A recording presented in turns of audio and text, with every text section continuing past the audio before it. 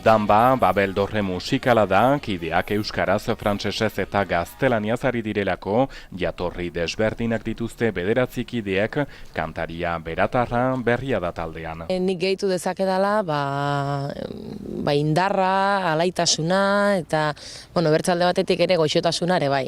Disko indartsua, erritmo bizikoa, emakume presentzia. Izan ere Mirena Muriza bertsolariak idatzi ditu Danbak musikatzen dituen hitzak. Zoragarri, oso ondo, bai emakume bezala, nik uste lan hontan indarra handia eman diogu edo presentzia handia emakume bezala, bi abeslari eta gaina bera hitzak egiten da, orduan alde femenino hori nabaritzen da.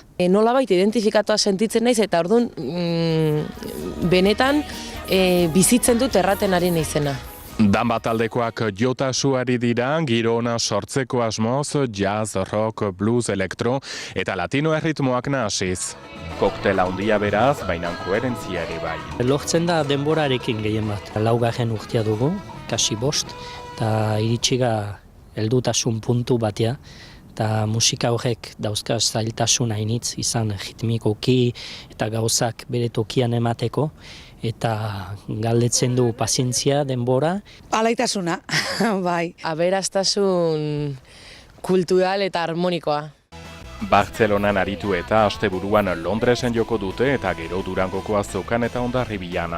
Hitz batez mota guztietako mugak hautsi hori da Danba. Zenbat albiste tragiko, zenbat politiko, zenbat kritiko, zenbat dieta eta etiketa, zenbat hipoteka, telezaborra, ogi gogorra, etorki